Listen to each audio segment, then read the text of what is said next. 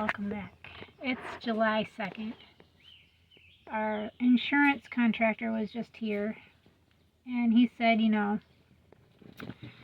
guys have the right to say who you want to have the house built or not. And he said repairs probably would be about $100,000, but if you guys want the house rebuilt, then that's your own choice. And then he's like, but he went through the house, took over 300 pictures, and stated what all was going to be done. And he said 30 feet of the roof, the whole roof's got to be replaced. There's one flooring roof piece that should be fixed. He said, so that's in there for quote. There's 16 feet of rafters that have to be replaced. So new flooring on the base of the roof with special shingles for people that live in the woods. I didn't realize that there were certain shingles that had to be on a house living in the woods, but I guess it helps with algae, and then the bugs that eat the algae then take away from the roofing, and then that helps too with the moss actually getting into your gutter system. So we'll have a whole new gutter system put up. They're gonna paint the broken 2x4s, and he showed me where the main is. And then he said that he does not believe that the owners that built this house had permits. He said there's no way that a lot of this stuff would have passed inspection if they would have done that. And he said that there are some type of something that Billy should put on the rafters that are in the attic. They're supposed to be held together with something, some number type thing. I'm not sure. I'm not a contractor or anything, but I don't remember the terminology of words he said. He said we need to get an electrician out because we have way too much electric going through our 200 amp box, and have that addressed. There's new carpet he said he's putting back in. There was a lot of stuff being done. He's supposed to get that wrote up today. He said he had one more stop to do in Cassopolis, and then he will get back to the office and write that up and then send it over to our adjuster Dustin, and then Dustin will look that over, and then that will be sent to me so then we can see it too. And then the other contractor who said that he thought it would just be better to rebuild,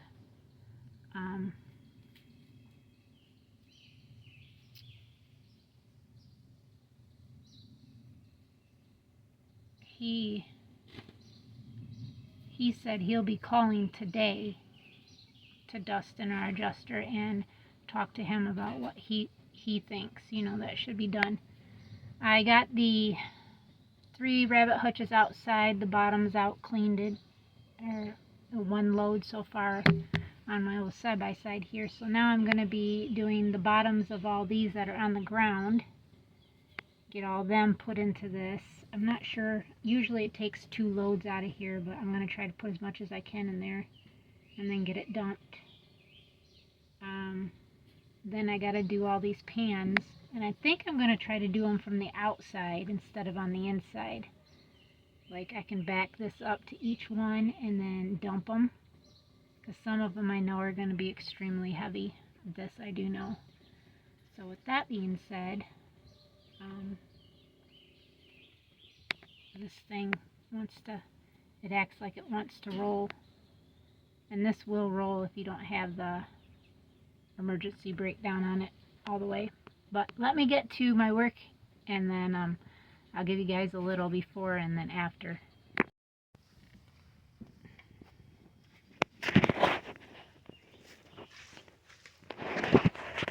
So you guys can see, that's pretty. Got a lot of waste there of hay. So we'll be cleaning all this up after. And it ended up taking 3 loads. It's pretty wet underneath there. Get it so you guys can see all the way. And you can see out there to those 3 too. And now it's just to clean these pans, which are going to be a pain in my butt because they're pretty heavy. I got that one cleaned out already. This one was pretty easy because I just pulled it out the back, but the screen there doesn't go all the way over to be able to do this one, and this one I know is going to be super heavy. I might just have to have my husband help me and the both of us take it out and then try to take it through.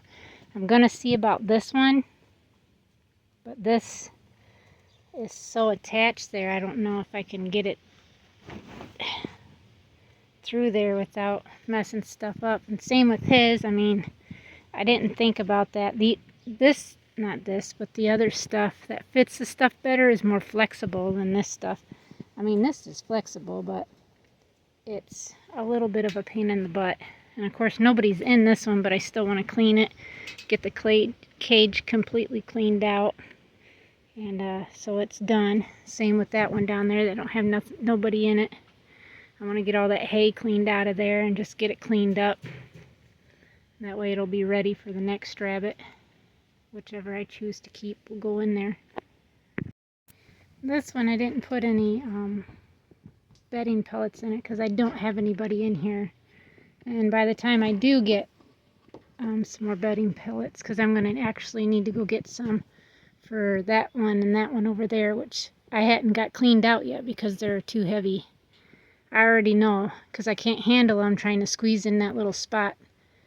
But when my husband gets home, I'm going to have him help me and I'll get on the inside while he comes on here, and then we'll just walk it out and put it in here.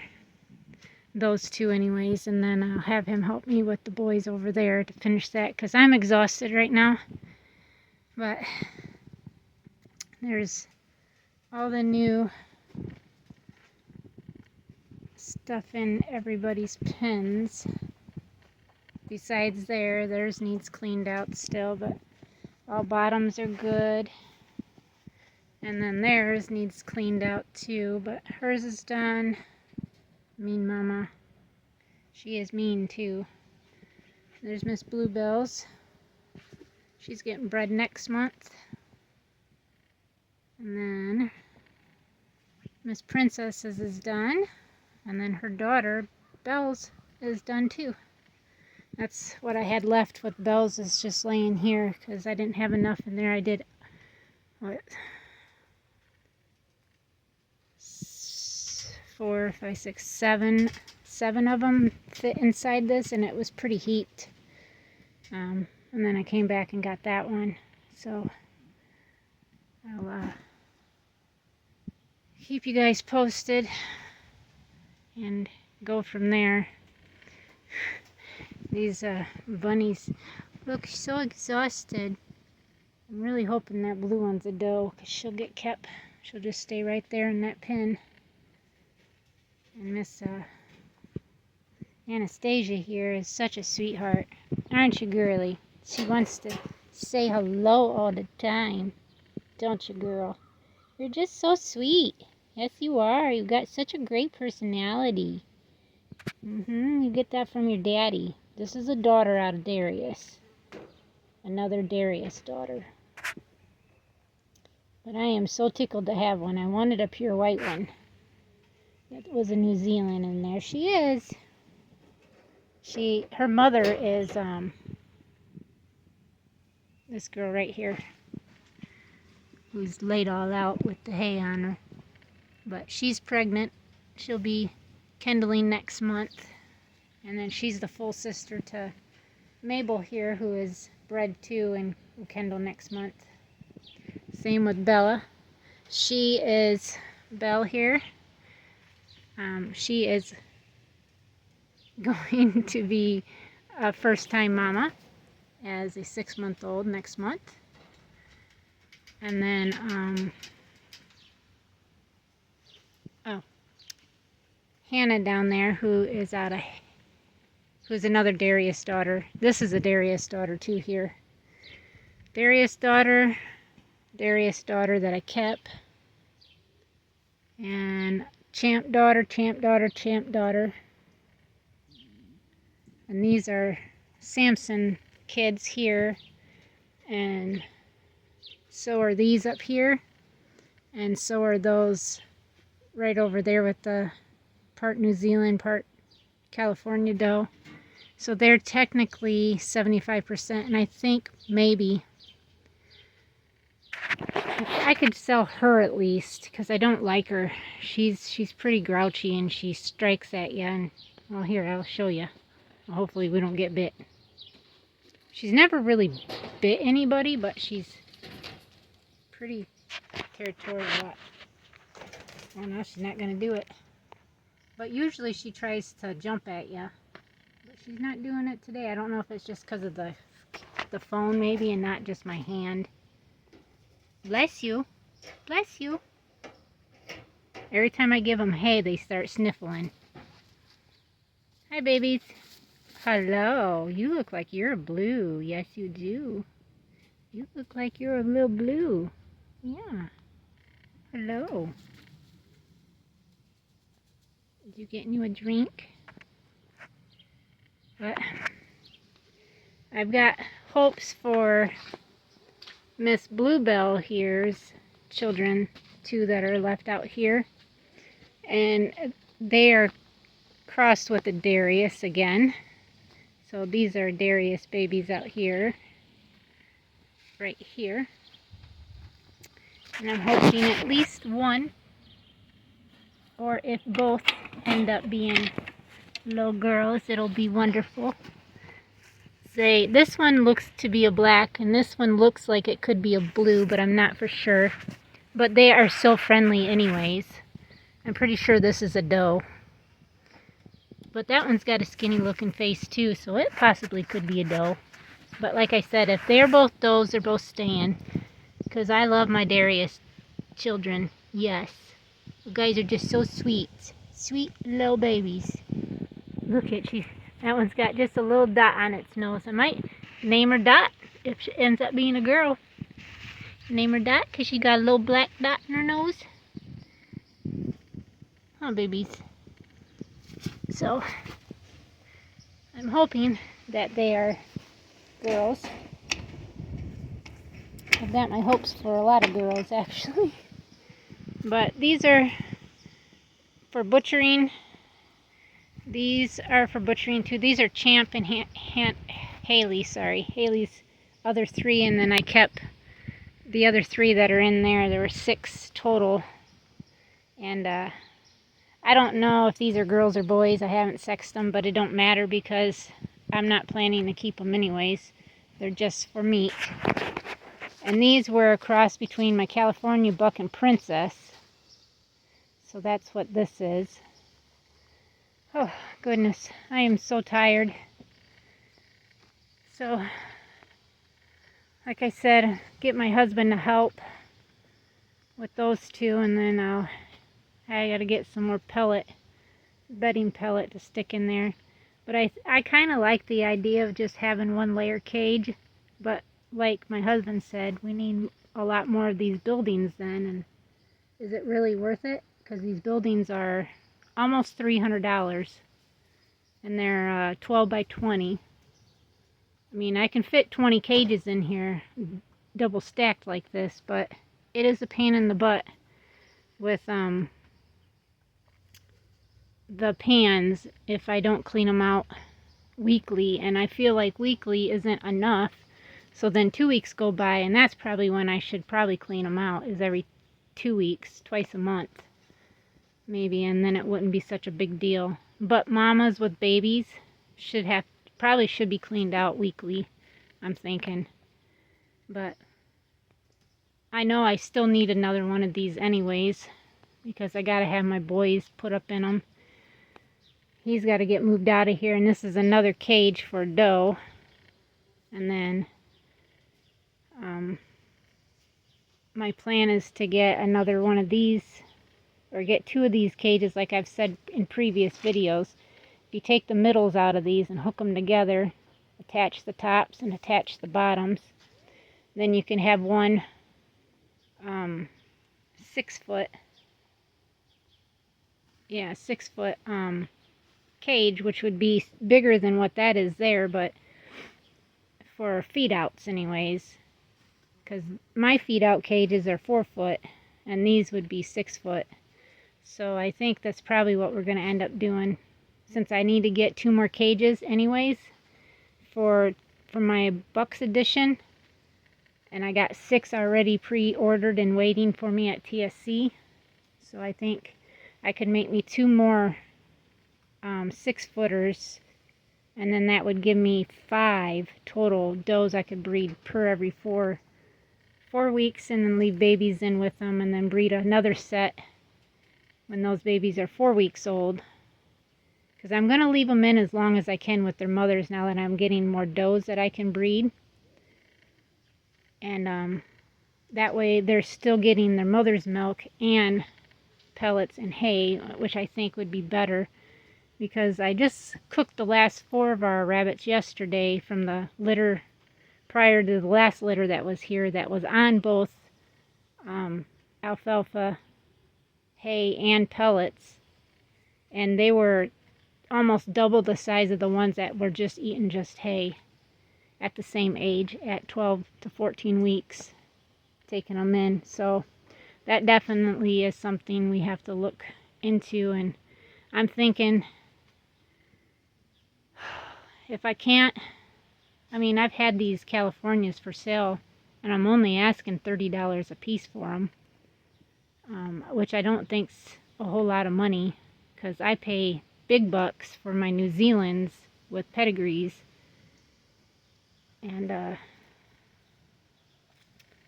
let's see, he's pedigreed.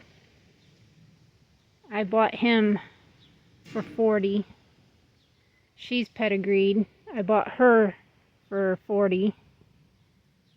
She's pedigreed and she's pedigreed, and I paid $50 a piece for these 2. She's pedigreed because she's actually a half sister to these guys. They're all the same mother, just different sires. And because she is black, I didn't pay $50, I paid $40 for her. And then I paid, I think, $30 for her. She's half pedigreed. And then the rest of them is my own. Mr. Champ out there, I paid $30 for him. And then Mr. Sampson, which is my blue buck, I paid $50 for him. So what I've noticed is if New Zealand's are either blue or they're broken, you usually pay a little more money for them than like a solid black or white, or even your reds or orange. And she's actually considered the Argentant, I'm not pronouncing right, but like a chestnut or the color of a wild rabbit.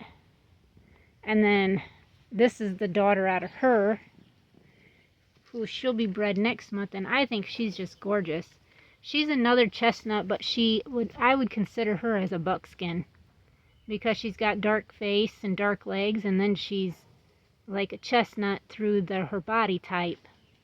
And I think that's what I would call buckskin color. But she's going to be bred to a Darius son and Hannah, Mr. Pumpkin out there. He's my red. Well, actually, his color is considered tart, I think is what it's called, which is like an orangish brown. And he's broken. So he's one of mine, and he is half pedigreed, because Darius is not pedigreed. So all his babies, like she is half pedigreed, because Darius isn't. But I could show her sire just being Darius, of course. And then everybody else, like she's half pedigreed because her mama's only pedigreed, but she's out of Darius. And she's half pedigreed because her sire was the black New Zealand buck I had, Dracula, and he wasn't papered. My Californians are not papered, but they are purebreds, all but her. She is a New Zealand California cross, and I actually think I might keep her And if I did keep a California, it would be her. But I mean, she's an okay mom. She's just snotty. And she's a better mom. And she's a good mom, if that makes sense. But yeah. So this is this video. I know I've been here talking about the rabbits again. And I'm just trying to, you know, give some information on what my plans are and what things that I would like to get done. But yeah, I'm pretty happy that I was able to get this all done and cleaned out for the most part. It does smell fresher in here, and it will smell even better once those two are cleaned out, and then we get some salt or some of these, you know, these bedding pellets that are here. That's what they look like. And all there is pine shavings, wood shavings, made into pellets. Instead of using like pine shavings, I actually like that better. It absorbs quite a bit more and doesn't leave anything really sopping wet still. So thank you guys again for viewing my videos. I had a brain fart there for a second. For viewing the videos and liking and commenting, giving me your opinion, even the negative ones. We appreciate all of them. And I thank everybody for subscribing. I've seen that we've got a few new subscribers, so welcome and thank you for subscribing, and we'll see everybody tomorrow. Till next time, God bless.